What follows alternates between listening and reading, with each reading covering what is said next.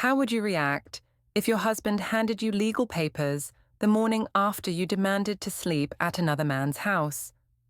What happens when the person you blame for overreacting fights back with a lawyer? This is the story of the night my ultimatum backfired and my life changed in a single phone call. Before we dive deeper into this story, I have one small request. Please subscribe, drop a like, comment, and hit that hype button to boost this channel so more people can discover these incredible stories. I'm Eirene Crowhurst, 34 years old, and I work as an office administrator at a mid-sized marketing firm downtown. My husband Halden is 36, a software engineer who's always been the steady, reliable type. We've been married 8 years and have a 7-year-old daughter named Linnea. Until 3 months ago, I thought we had a pretty normal marriage. That was before I met Rowan Hill. Rowan is a personal trainer at the gym I joined after New Year's. He's 35, charming, with that easy confidence that makes everyone gravitate toward him. We became friends quickly. He'd help me with my workout routine. We'd grab protein shakes afterward and eventually started texting throughout the day. Nothing inappropriate, just friendly conversation. At least, that's how I saw it. The evening everything changed started like any other Thursday night. Halden was in his home office, working late on some project deadline. Linnea was already asleep, and I was scrolling through my phone when Rowan texted me about a party at his apartment that weekend. "You should totally come," his message read. "It's going to be a small group, really chill. We could hang out. Maybe you could crash here afterward instead of driving home late." The idea excited me. When was the last time I'd done something spontaneous? Something just for me? I'd been feeling trapped lately, like my whole identity revolved around being a wife and mother. This felt like a chance to remember who I was before all the responsibilities. I found Halden in his office, staring at lines of code on his dual monitors. The room smelled like the coffee he'd been nursing all evening, now probably cold and forgotten. "Hey," I said, leaning against the doorframe. "Can we talk for a minute?" He looked up, pushing his glasses up his nose. "Sure, what's up?" "Rowan invited me to a party at his place this Saturday. It sounds really fun, and I was thinking—" I paused, trying to find the right words. "I was thinking maybe I'd stay over afterward. You know, instead of driving home late or making you pick me up." The change in Halden's expression was immediate. His eyebrows drew together, and he slowly turned away from his computer to face me fully. "Stay over?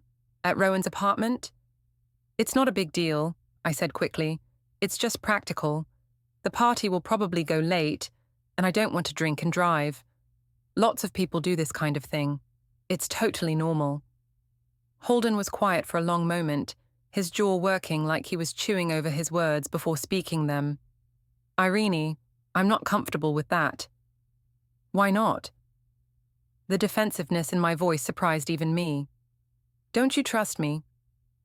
"It's not about trust. Then what is it about?" I stepped into the office, crossing my arms. "Because it sounds like you're being controlling. I'm an adult, Halden. I should be able to have friendships without you micromanaging them." He rubbed his temples, a gesture I'd seen countless times when he was stressed. "This isn't about micromanaging. It's about boundaries. You're talking about spending the night at another man's apartment. How is that appropriate for a married woman?" "Oh my God, listen to yourself." "A married woman? What is this? The 1950s? I could feel my frustration building. "Rowan is my friend. We work out together. We talk. That's it. The fact that you're making this into something dirty says more about your insecurities than it does about me." Halden stood up from his chair, and I could see the hurt in his eyes. "This isn't about insecurity, Eirene. This is about respect. For our marriage, for our family. How would you feel if I told you I was planning to spend the night at some woman's apartment? If she was just a friend, I'd be fine with it because I trust you." The lie came easily. Deep down, I knew I'd be furious if the situation were reversed, but I wasn't about to admit that now. "Just a friend," he repeated quietly. Is that really all Rowan is to you? The question hung in the air between us. I thought about all the texts, the way Rowan made me laugh, how I found myself looking forward to seeing him more than I looked forward to coming home. But that didn't mean anything was happening. We were just friends. Yes, I said firmly. He's just a friend, and the fact that you can't accept that shows how little you think of me. Halden sat back down heavily in his chair. I need time to think about this. Think about what? Whether you're going to give me permission to have a social life. I was getting angrier by the minute. This was exactly the kind of controlling behavior I'd been complaining about to my sister Sel. I'm going to that party, Halden, and if I decide to stay over, I will. I don't need your permission. I turned and walked out before he could respond, my heart pounding with a mixture of anger and something that might have been guilt. In the hallway, I pulled out my phone and texted Rowan. It's happening. Can't wait for Saturday. What I didn't know was that Halden had followed me to the doorway and overheard me sending that message. I didn't see him quietly retreat to his office and close the door. I didn't know he was already starting to document everything, beginning with a simple note in his phone. Thursday, March 15th. Eirene demanded permission to sleep over at Rowan Hill's apartment. When I expressed discomfort, she accused me of being controlling and insecure. I went to bed that night feeling justified and empowered. I was finally standing up for myself, refusing to be controlled by an insecure husband who couldn't handle his wife having male friends. I fell asleep planning what I'd wear to the party, imagining how free I'd feel. I had no idea that my ultimatum had just set a chain of events in motion that would destroy everything I thought I knew about my life. Saturday morning arrived with the kind of crisp spring weather that made everything seem possible. I'd arranged to meet my sister Sel and my mother Moira for brunch at Meridian, a trendy restaurant downtown that served overpriced avocado toast and bottomless mimosas. I'd also invited Halden's mother, Judith, thinking it would be good to show everyone how normal and reasonable I was being about the whole situation.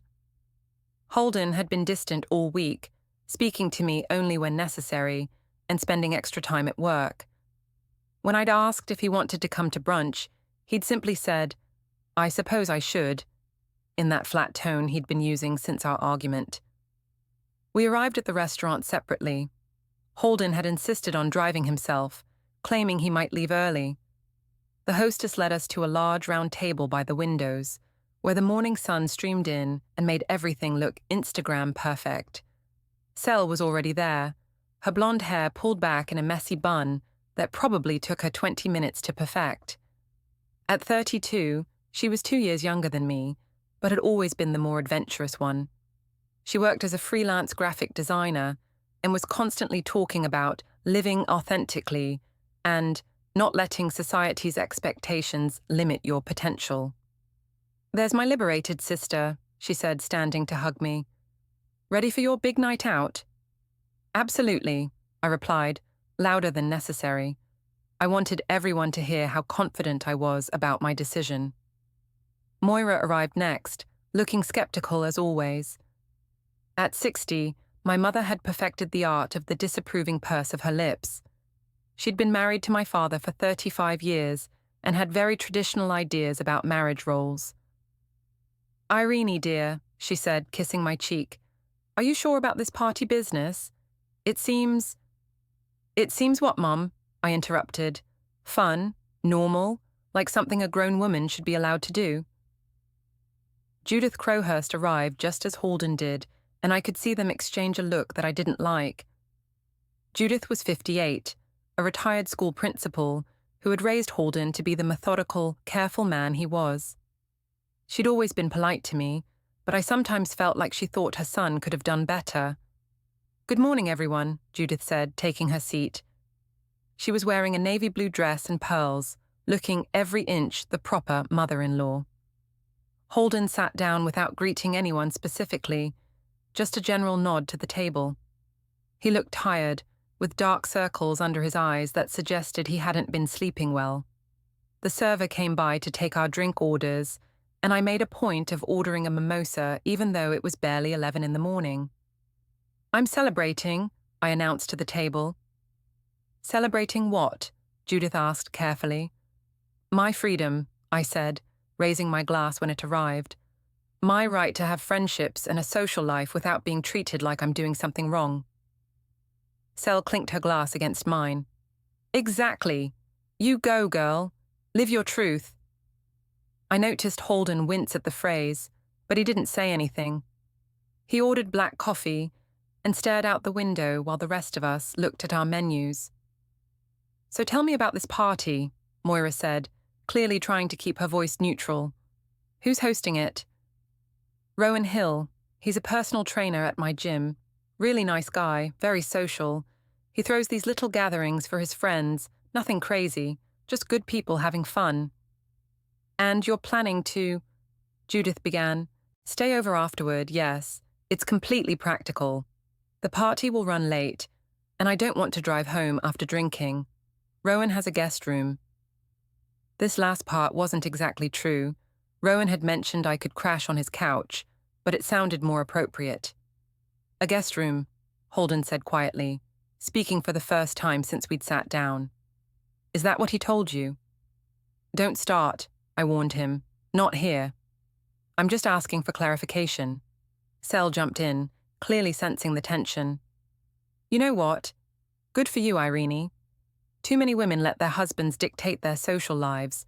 Marriage shouldn't mean giving up your independence." "Thank you," I said, shooting a pointed look at Halden. "At least someone understands." "I understand plenty," Halden replied, his voice still calm, but with an edge I recognized. "I understand that my wife is planning to spend the night at another man's apartment and is calling anyone who has a problem with that controlling and insecure." The table went quiet. Even the ambient restaurant noise seemed to fade as everyone processed what he'd said. "That's not fair," I said, feeling heat rise in my cheeks. "You're making it sound like something it's not." "Am I? Then explain to me what it is." Before I could answer, I heard a familiar voice behind me. "Eirene, what a surprise." I turned to see Rowan approaching our table, and my heart did a little flip. He was wearing dark jeans and a fitted grey Henley that showed off the physique that had first caught my attention at the gym. His dark hair was perfectly tousled, and he had that easy smile that made everyone around him feel special. "Rowan." I stood up, probably too quickly, and gave him a hug that lasted just a beat too long. "Everyone, this is Rowan Hill. Rowan, this is my family."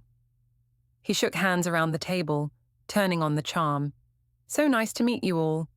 Eirene talks about you constantly." When he got to Halden, there was a moment of tension as they sized each other up.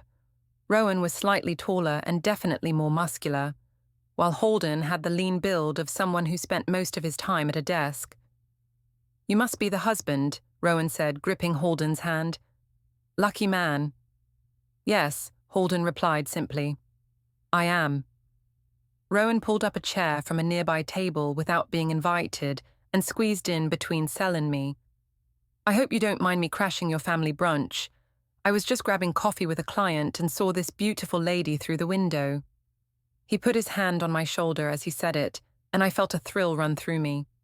This was exactly what I'd been missing. Someone who made me feel attractive and interesting instead of just another responsibility to manage. "Of course we don't mind," I said quickly, even though I could practically feel the disapproval radiating from the rest of the table. "So you're the one hosting this party tonight," Judith said, her voice carefully neutral. "That's right. Should be a great time. Eirene's going to love my friends. They're all really cool creative people. Artists, musicians, entrepreneurs. Very different from the usual suburban crowd, you know." I cringed internally at the subtle dig at my family, but I was too caught up in the excitement of having him there to say anything.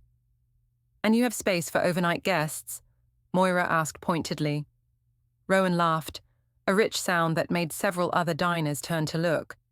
"Oh, don't worry about that. Eirene and I will figure something out. We always do." The way he said it, with that slight wink in my direction, made it sound far more intimate than it should have. I saw Halden's jaw tighten, but he still didn't say anything. "How long have you two been friends?" Judith asked. "A few months now, but it feels like we've known each other forever, doesn't it, E?" He'd started calling me E recently, and I loved how casual and familiar it sounded. "It really does," I agreed, probably sounding more breathless than I intended. Sel was eating this up, clearly enjoying the drama. "It's so nice when you meet someone you just click with. That kind of connection is rare." "Exactly," Rowan said, squeezing my shoulder again. "Some people just get each other, you know? No judgment, no trying to change each other. Just acceptance." I knew he was talking about Halden, and I should have felt bad about it. Instead, I felt vindicated. Here was someone who understood me, who didn't try to control me or make me feel guilty for wanting to have fun. Halden's phone buzzed, and he glanced at it. His expression changed slightly, not enough for most people to notice, but I'd been married to him long enough to catch the subtle shift. He looked back up at Rowan, with something that might have been calculation in his eyes. "Excuse me," he said, standing abruptly. "I need to take this call." He walked away from the table, phone already pressed to his ear. I watched him go, irritated that he was being so rude to Rowan. "Don't mind him," I said to Rowan. "He's been in a mood all week." "Some people have trouble with change," Rowan replied diplomatically, "but that's their issue to work through." We spent another 20 minutes chatting, with Rowan regaling us with stories about his training clients and his various adventures. He was funny and charming, and I could see even Moira starting to warm up to him despite herself. When Halden returned, his expression was unreadable. He sat down without explanation and signaled for the check. "Leaving so soon?" Rowan asked. "The party doesn't start for hours." "I have some things to take care of," Halden said simply. As we prepared to leave, Rowan gave me another lingering hug. "See you tonight, E. It's going to be amazing." I practically floated out of the restaurant, feeling like I was finally living the life I deserved. Behind me, I could hear Judith and Moira talking in low, concerned voices, but I didn't care.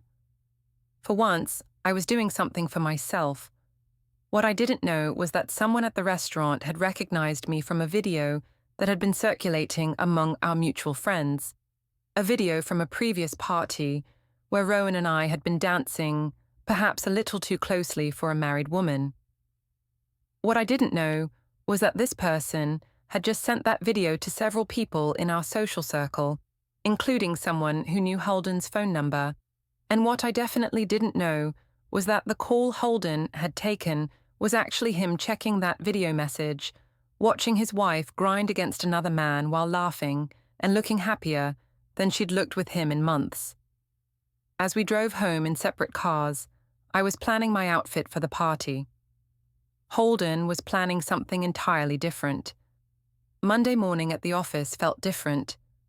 I couldn't quite put my finger on it at first, just a subtle shift in the atmosphere, the way conversations seemed to pause when I walked by, how my co-workers' smiles seemed forced and didn't quite reach their eyes. I worked as an office administrator at Pinnacle Marketing, a mid-sized firm that handled everything from social media campaigns to corporate branding. It was the kind of workplace where everyone knew everyone else's business, and gossip spread faster than a computer virus. "Morning, Eirene," said Jessica from accounting as I passed her desk. Her tone was overly bright, the way people sound when they're trying too hard to act normal. "Morning," I replied, but she'd already turned back to her computer screen. I'd barely settled into my desk when my phone started buzzing with notifications. Text messages, Facebook comments, Instagram mentions, more social media activity than I'd seen in months.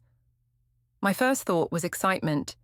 Maybe someone had posted pictures from Rowan's party, and people were commenting on how much fun it looked like I was having. The party had been everything I'd hoped for, and more. Rowan's friends were exactly as advertised, creative, interesting people who treated me like I was fascinating, instead of just another suburban mom. We'd talked about art and music and travel, subjects that never came up in my usual social circles. I'd felt alive in a way I hadn't in years. And yes, I'd stayed over, on Rowan's couch, just like I'd told Halden I would. Nothing inappropriate had happened, despite what anyone might think. We'd just talked until the early hours of the morning, sharing stories and laughing about everything and nothing. But as I started reading through the notifications on my phone, my excitement quickly turned to confusion, then to horror. Saw the video. Yikes! That was from my college friend Amanda. Girl, what are you doing? From my neighbor Sarah, with about 10 shocked face emojis. Is everything okay at home? From my cousin Beth, who lived 3 states away and barely kept in touch. Video? What video? With trembling fingers, I opened the Facebook message that seemed to be at the center of everything. It was from someone I didn't recognize, a profile with no picture, and a name that could have been fake. The message was simple. Thought you should know this is making the rounds. Attached was a video file. I clicked on it, and my stomach dropped. It was from a party a few weeks ago. Not Rowan's party, but another gathering I'd attended with some of his friends. Someone had been recording, probably just capturing the general fun, but they'd caught me and Rowan dancing. And we were close, very close.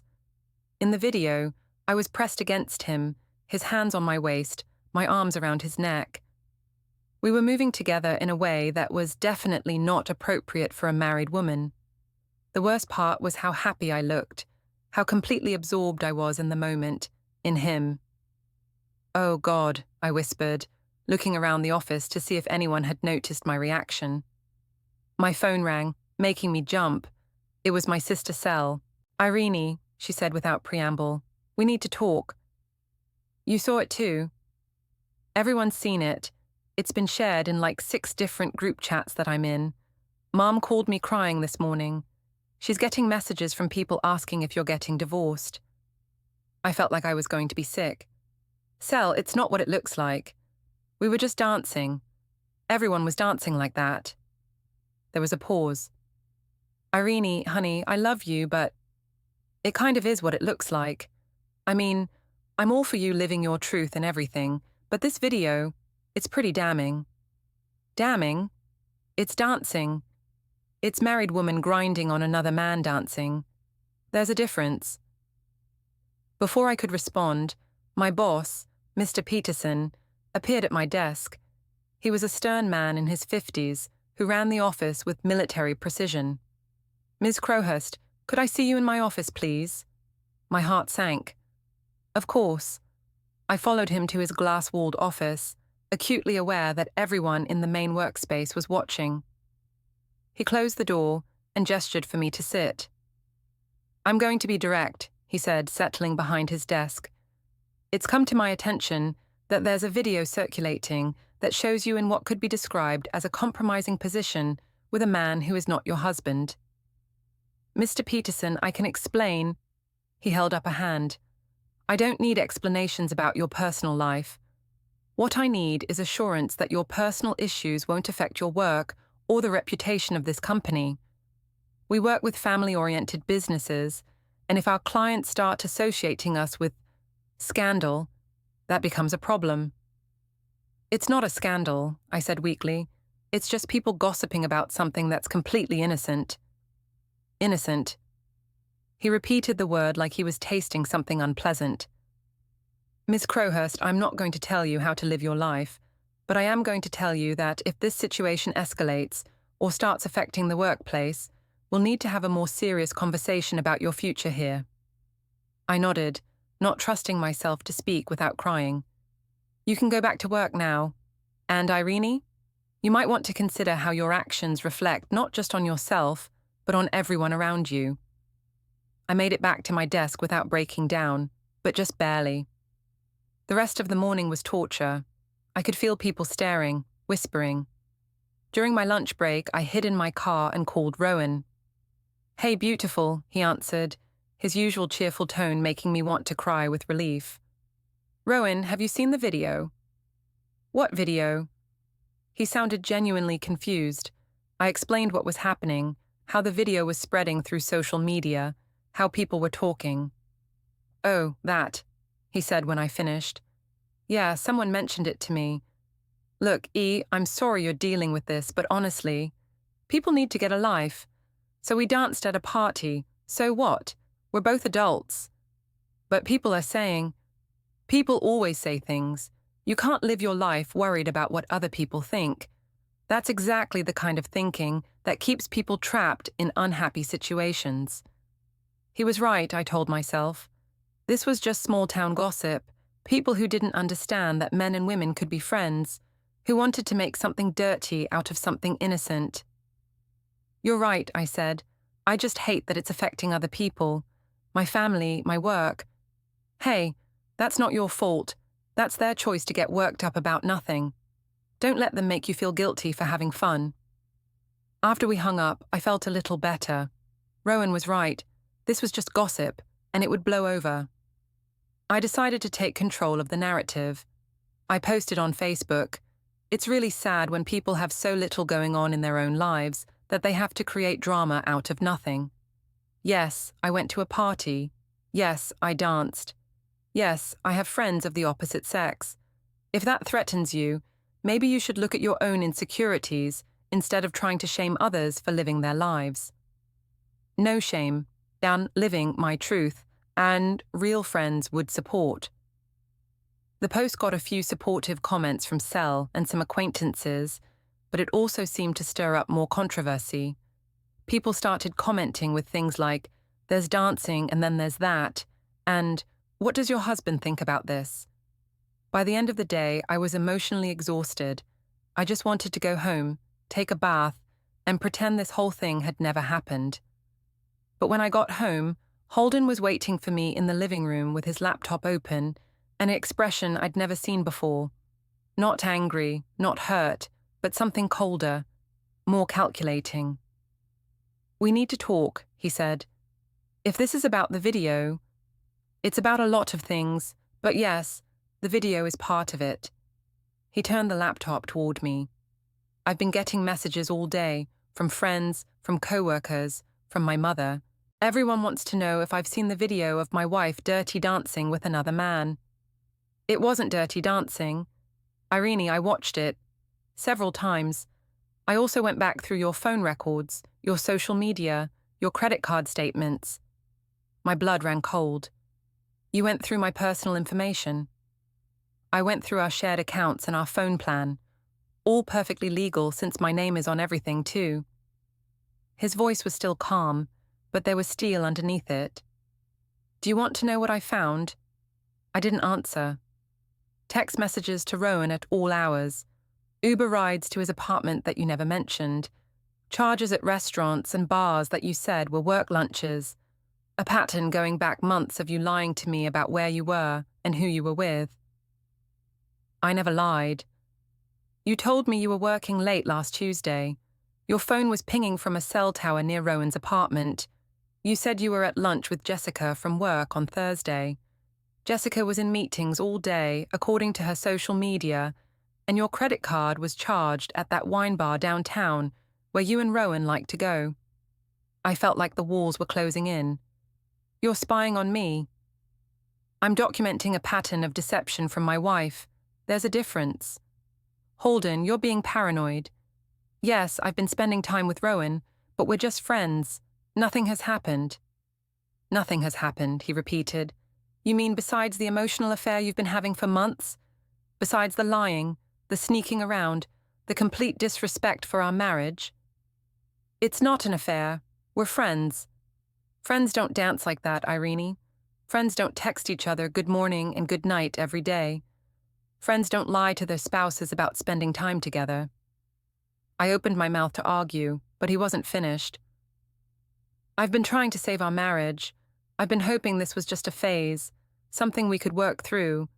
But after this weekend, after watching you choose him over me in front of our families, after seeing that video," he closed the laptop, "I think we need some space." "Space? I'm going to be staying in the guest room for a while. I think we both need time to figure out what we want." What I want is for my husband to trust me instead of treating me like a criminal. Trust is earned, Eirene, and right now I don't trust you at all. He stood up and headed toward the stairs, then paused. Oh, and you might want to check your email. Someone sent you something anonymously. Looks like screenshots of text messages, some receipts, and that video. Someone's been documenting your activities even more thoroughly than I have. After he left, I sat alone in our living room, feeling like my world was crumbling around me. This was supposed to be about me finally standing up for myself, finally refusing to be controlled. Instead, everything was spinning out of control. I checked my email and found the anonymous message Halden had mentioned. The screenshots were damning, text conversations between me and Rowan that, taken out of context, could definitely be misinterpreted. The receipts showed dates and times that contradicted things I told Halden about my whereabouts. But the worst part was a note at the bottom of the email. Everyone knows. Stop embarrassing yourself and your family. I deleted the email and tried to convince myself that this would all blow over. People would find something new to gossip about, and life would go back to normal. I had no idea how wrong I was. The next morning, I woke up alone in our king-sized bed for the first time in 8 years of marriage. The space where Halden usually slept was cold and untouched, and I could hear him moving around in the guest room getting ready for work. We'd barely spoken since our confrontation the night before. He'd made coffee for himself, but not for me, a small gesture that somehow hurt more than all the accusations. When I'd tried to start a conversation about Linnea's school pickup schedule, he'd simply said, "I'll handle it," and left for work without his usual goodbye.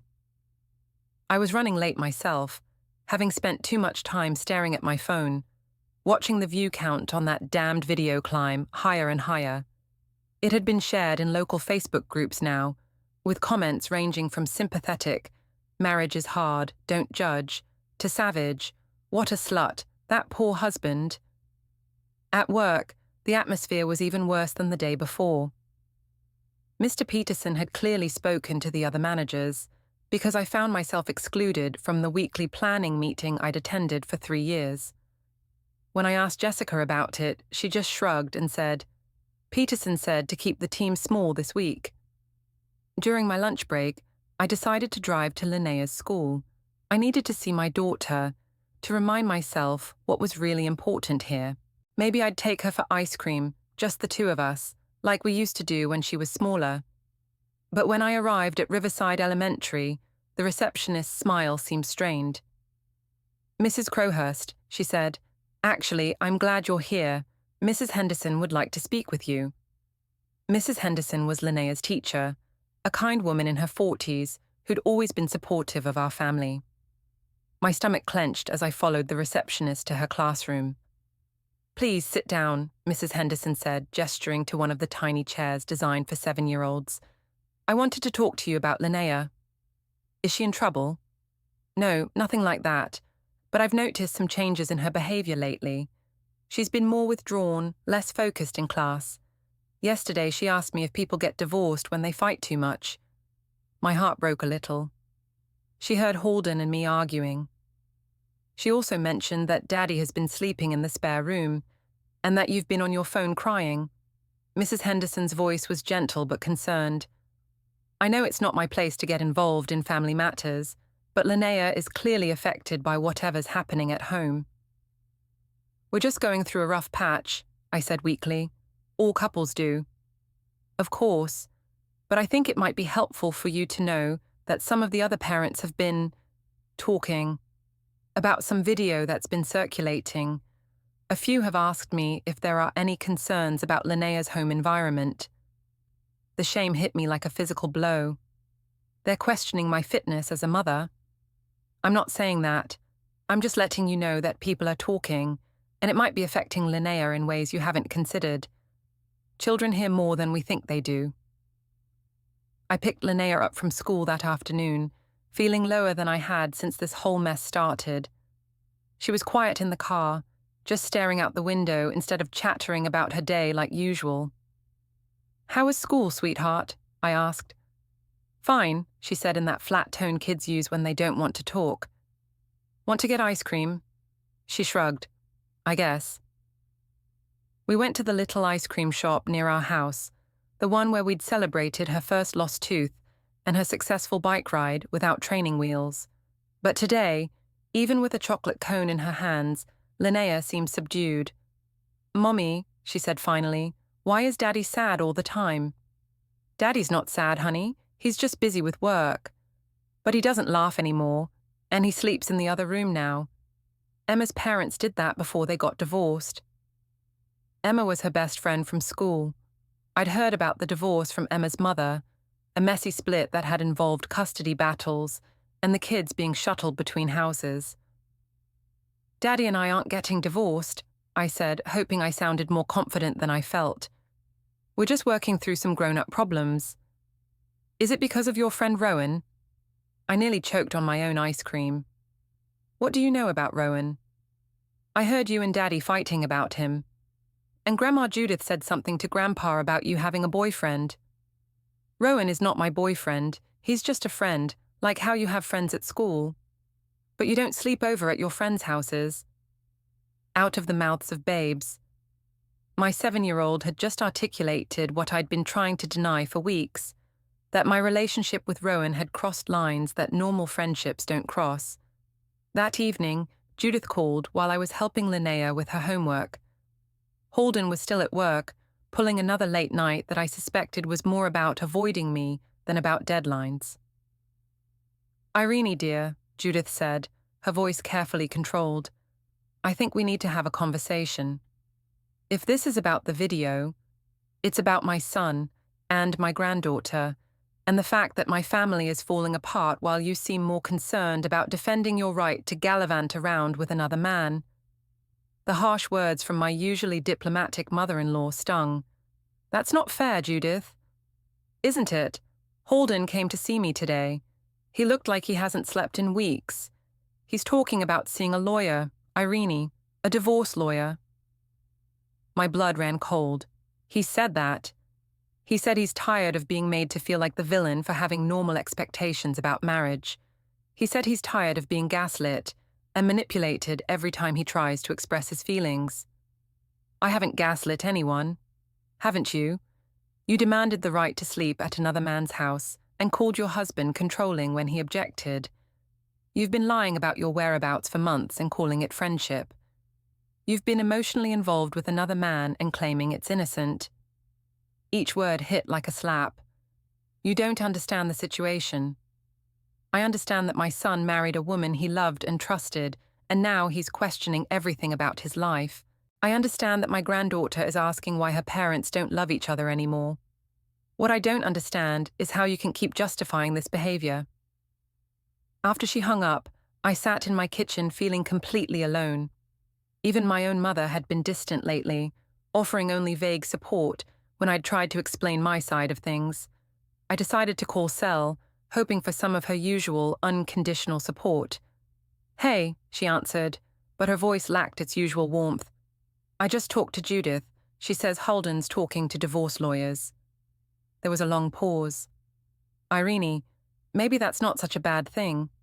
What?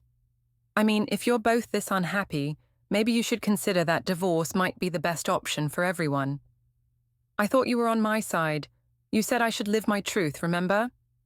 I said you should live your truth, not destroy your family. There's a difference. Sel's voice was tired. I've been thinking about this a lot since I saw that video, and I think maybe I gave you bad advice. You're abandoning me too? I'm not abandoning you. I'm trying to help you see that this situation has gone way beyond standing up for yourself. You're having an emotional affair, Eirene, maybe more than emotional.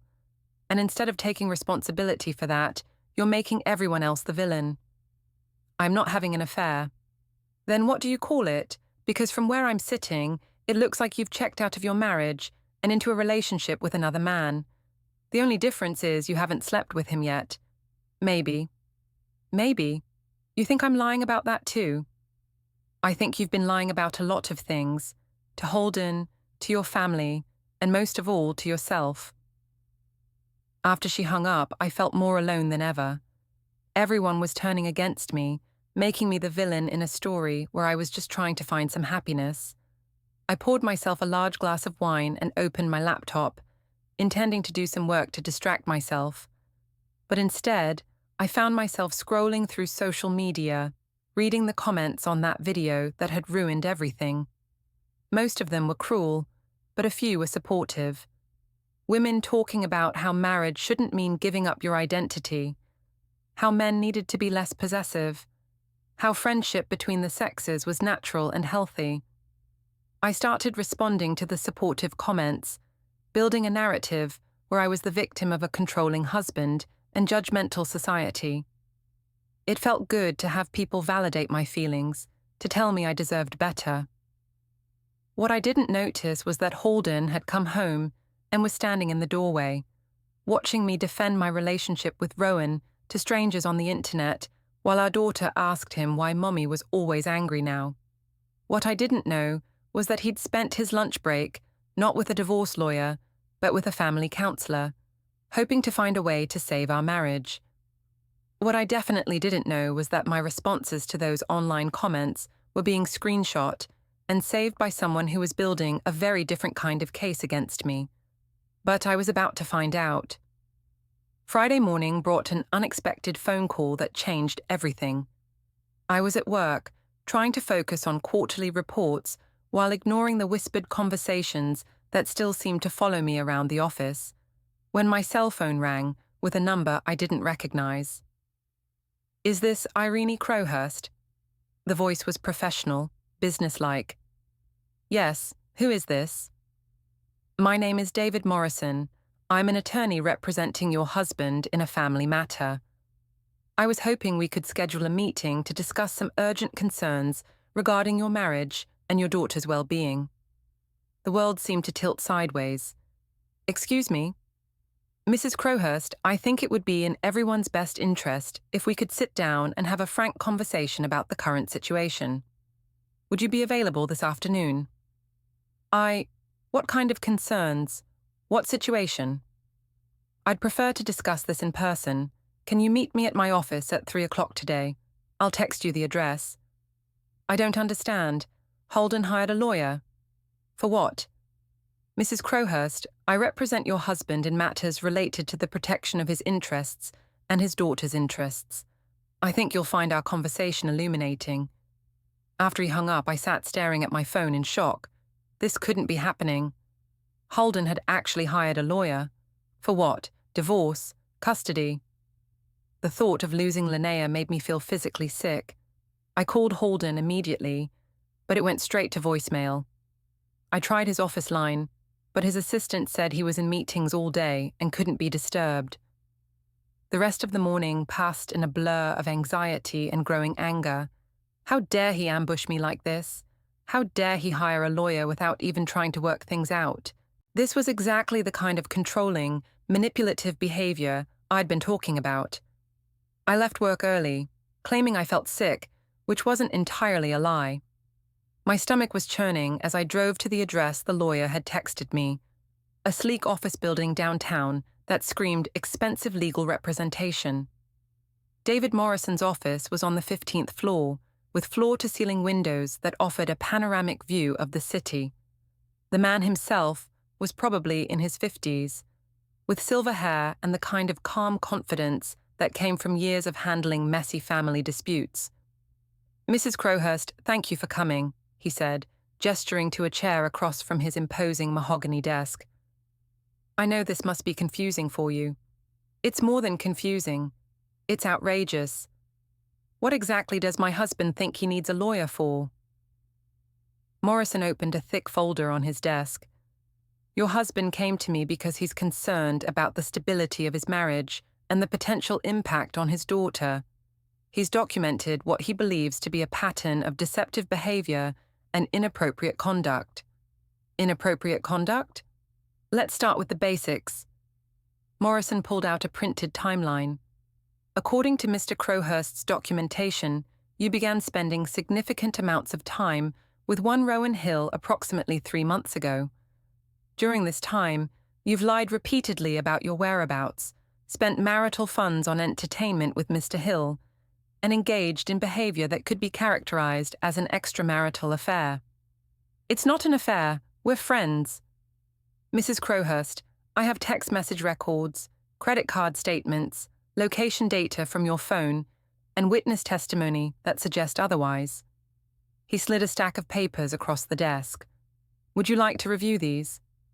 With trembling hands, I picked up the first page.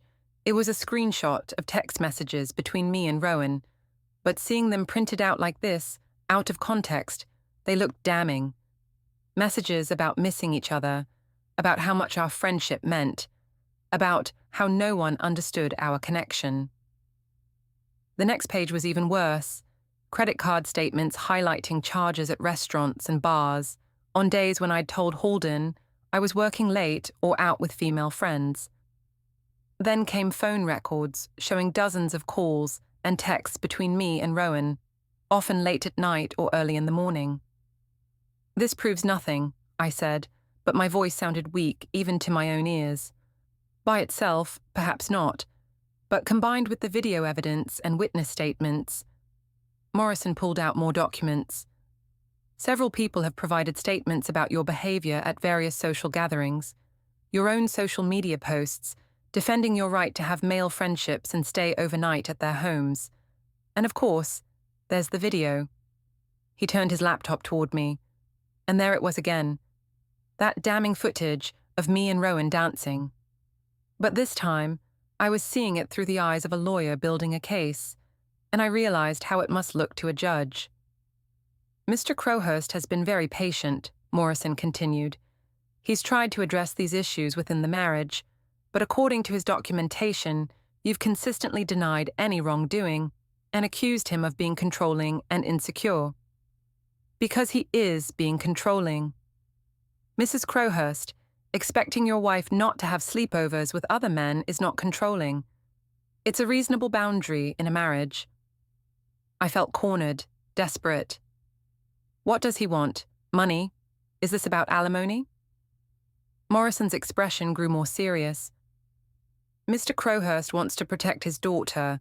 He's concerned about the instability in the home, the impact of your behavior on the child, and your judgment regarding appropriate boundaries. My judgment? I'm a good mother. Are you? Because according to the school, your daughter has been showing signs of stress and anxiety. She's been asking her teacher about divorce and expressing concern about her parents fighting. Social services hasn't been contacted yet, but if the situation continues to escalate, the threat hung in the air like a sword over my head. He wouldn't dare. Mrs. Crowhurst, your husband doesn't want to destroy your family, but he will protect his daughter, whatever it takes. That's why we're having this conversation. What conversation? This feels like an ambush. Morrison leaned back in his chair. This is an opportunity, a chance for you to step back, evaluate your choices, and decide what's really important to you. Your marriage, your daughter, your family, or your relationship with Mr. Hill. There is no relationship with Rowan beyond friendship. Then end it. The simple statement hung between us like a challenge. End what? All contact with Mr. Hill. Delete his number, block him on social media, stop going to his gym. If it's really just a friendship, if your marriage and daughter are more important, then it should be an easy choice. You can't dictate who I can and can't be friends with. I'm not dictating anything. I'm offering you a choice. You can end this inappropriate relationship voluntarily, seek marriage counseling with your husband, and work on rebuilding trust.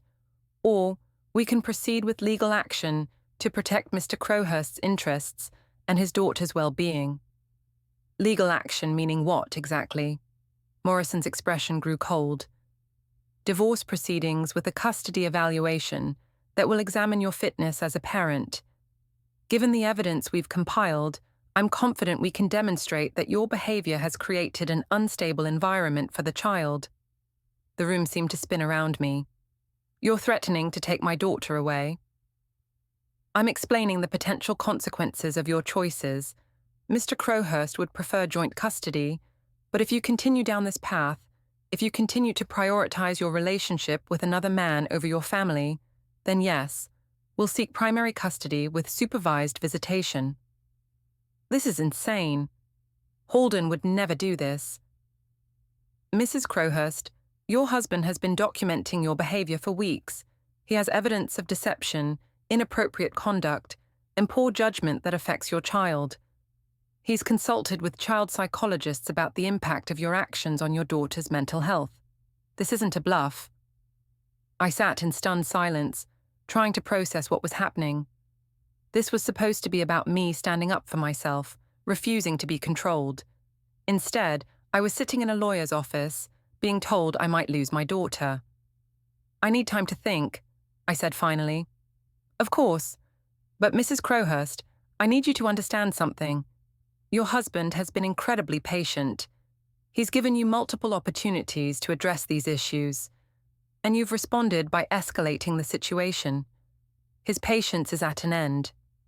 What does that mean? It means that if you don't make significant changes immediately, and I mean immediately, we'll be filing paperwork on Monday morning. Divorce, custody, the works.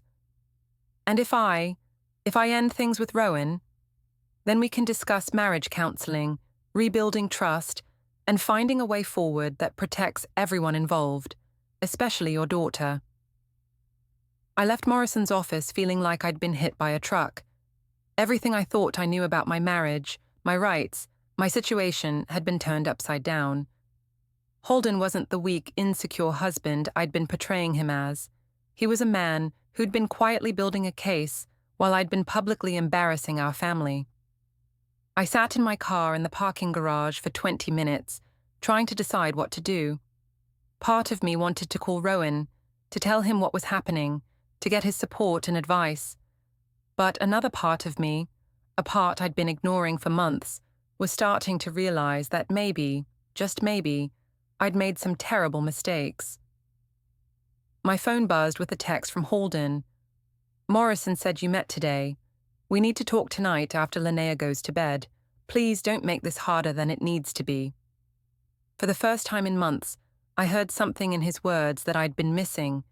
Not anger or control, but exhaustion and sadness. The man I'd married, the father of my child, was tired of fighting for a marriage I'd been systematically destroying. The question was it too late to save what we'd built together, or had I already gone too far down a path that led only to destruction?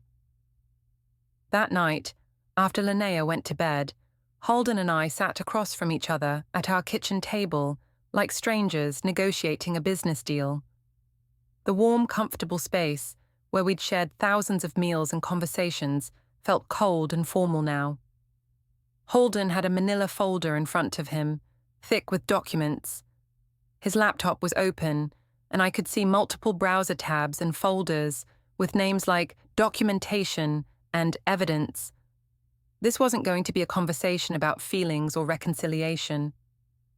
This was going to be a presentation of facts. "I met with Morrison today," I said, trying to keep my voice steady. "I know. He called me afterward." Halden's voice was calm, professional, the tone he used for work meetings, not for talking to his wife of 8 years. "Halden, we can work this out. We don't need lawyers involved in our marriage." He opened the folder and pulled out a timeline printed on legal paper. 3 months ago, you joined CrossFit Elevation Gym. Within 2 weeks, you were texting Rowan Hill daily. Within a month, you were meeting him for drinks and lying to me about it. I wasn't lying. February 14th, Valentine's Day. You told me you had to work late. Your phone was pinging from cell towers near Rowan's apartment from 6 p.m. to 11 p.m. You came home smelling like wine and told me the office had ordered pizza. He slid a credit card statement across the table.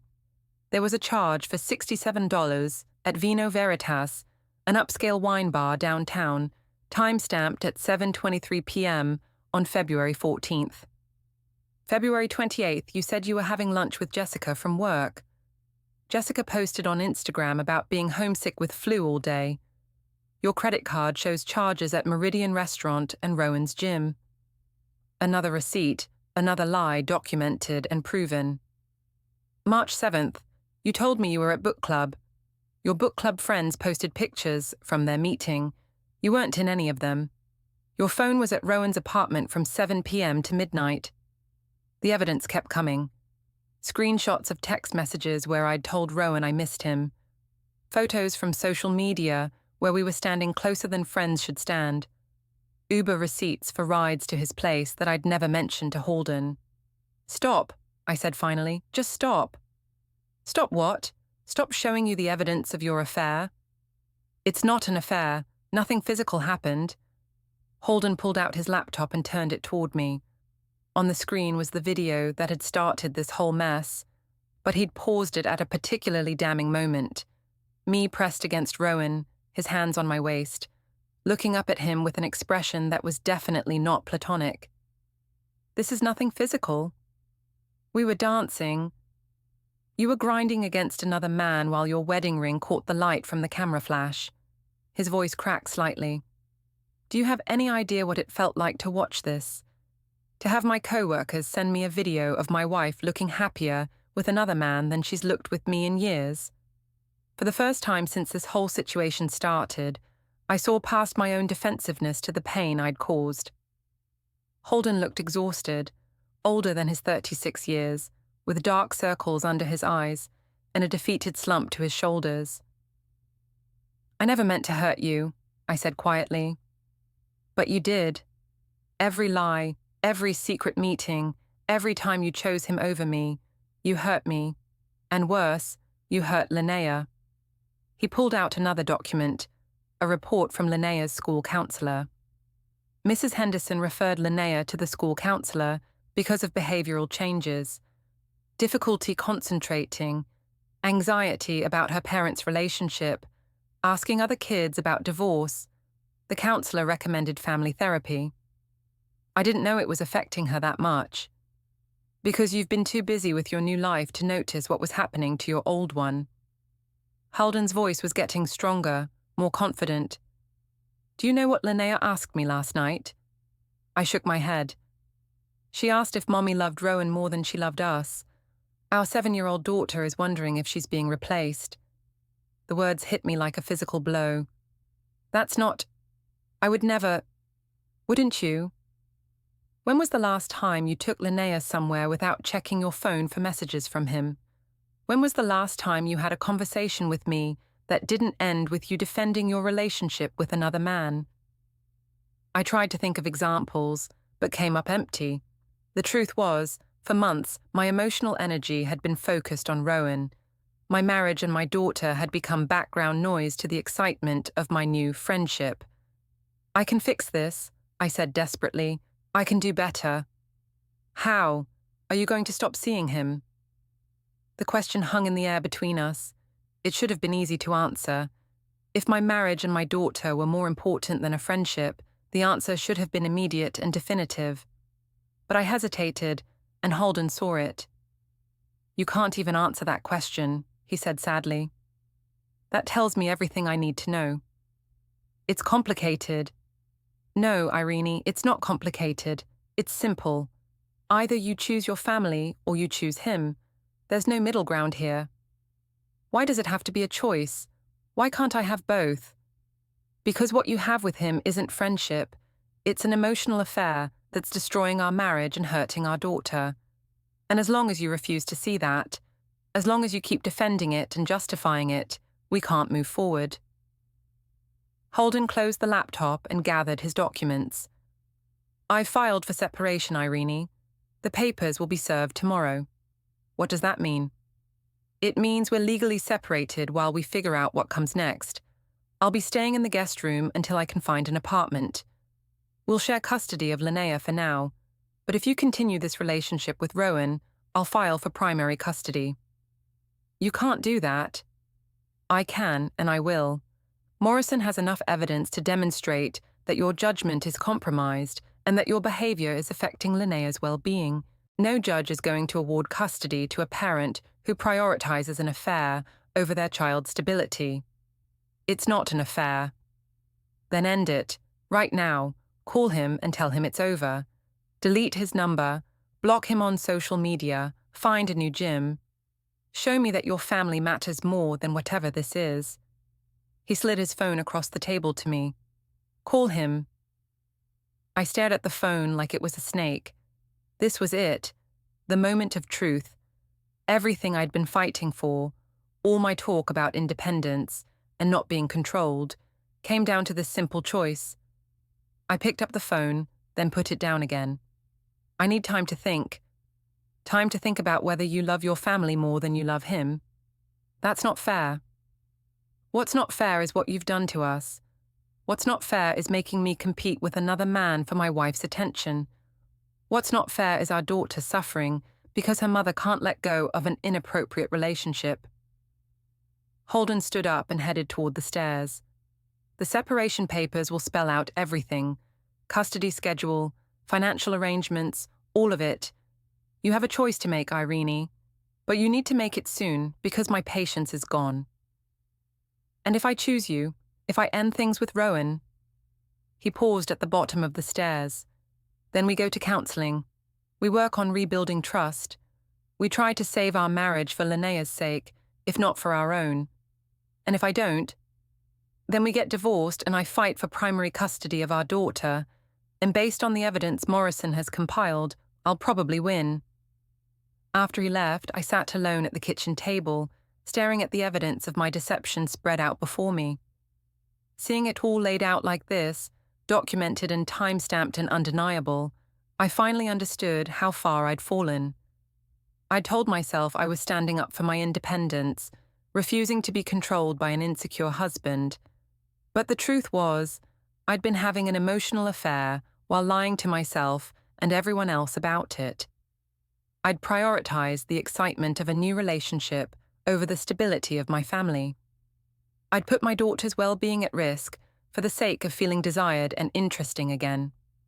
My phone buzzed with a text from Rowan. "Hey beautiful, haven't heard from you today. Everything okay?" I stared at the message for a long time, thinking about everything I was about to lose. My husband, my daughter, my home, my reputation, all of it was hanging in the balance because I couldn't let go of a man who would probably move on to someone else within a month of our friendship ending. The next morning, the process server arrived at 8 a.m. sharp. Linnea was eating cereal at the kitchen table when the doorbell rang, and I had to sign for legal papers while my daughter watched with wide, confused eyes. "Mummy, what's that?" she asked. "Just some paperwork, sweetie. Finish your breakfast." But as I read through the separation agreement, the custody schedule, and the list of assets to be divided, I realized that this wasn't just paperwork. This was the legal dismantling of the life I'd built with Halden, the family I'd created, the future I'd taken for granted. And it was all because I'd been too proud, too stubborn, and too self-deceptive to admit that I'd made a terrible mistake. 3 days later, I was sitting in Morrison's conference room again, but this time, Halden was there too. Between us on the polished table were 2 sets of documents, divorce papers and a marriage counselling agreement. "Mrs. Crowhurst," Morrison said, "have you made your decision?" I looked at Halden, really looked at him for the first time in months. He was wearing the blue shirt I'd bought him for his birthday, the one that brought out his eyes. His wedding ring was still on his finger, though I noticed he'd been turning it nervously throughout the meeting. "I ended it," I said quietly. "I called Rowan yesterday and told him we couldn't be friends anymore. I blocked his number, deleted him from social media, and cancelled my gym membership." Halden's expression didn't change. And I'm sorry. I'm so sorry for what I put you through, what I put Linnea through. You were right about everything. It was an emotional affair, and I was lying to myself about it. "Why now?" he asked. "Why are you admitting this now?" "Because I almost lost everything that actually matters to me for something that was never real in the first place. Because I saw what my behavior was doing to our daughter. Because I finally realized that you weren't trying to control me. You were trying to save our marriage." Morrison slid the marriage counselling agreement across the table. "Dr. Sarah Mitchell is one of the best family therapists in the city. She's agreed to see you twice a week for the next 6 months. I signed the agreement without reading it. Whatever it took to fix what I'd broken, I would do it. This doesn't fix everything, Halden said as we left the law office together. Trust takes time to rebuild. And if you ever lie to me again, if you ever put our family at risk like this again, we're done. No second chances, no counseling, no working it out. I understand. I hope you do, because this is the only chance you're going to get. 6 months later, we were still in counseling, still working on rebuilding what I'd nearly destroyed. Halden had moved back into our bedroom, but things weren't the same as they'd been before. Maybe they never would be, but we were trying.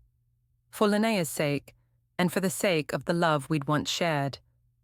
I'd learned a lot about myself in those months of therapy, about how I'd used my friendship with Rowan to avoid dealing with problems in my marriage, about how I'd gaslit Halden and manipulated situations to avoid taking responsibility for my choices, about how close I'd come to destroying my daughter's sense of security for the sake of my own selfish desires. The video that had started it all eventually disappeared from social media, replaced by newer scandals and fresher gossip. But the lessons I'd learned from nearly losing everything remained. I'd demanded the right to sleep over at another man's house, threatening to file for divorce if my husband didn't respect my independence. Instead, his lawyer called first, and I learned the difference between standing up for yourself and destroying your family. Some mistakes you can come back from. Others change everything forever. I was lucky enough to get a second chance, but I'll never forget how close I came to losing it all.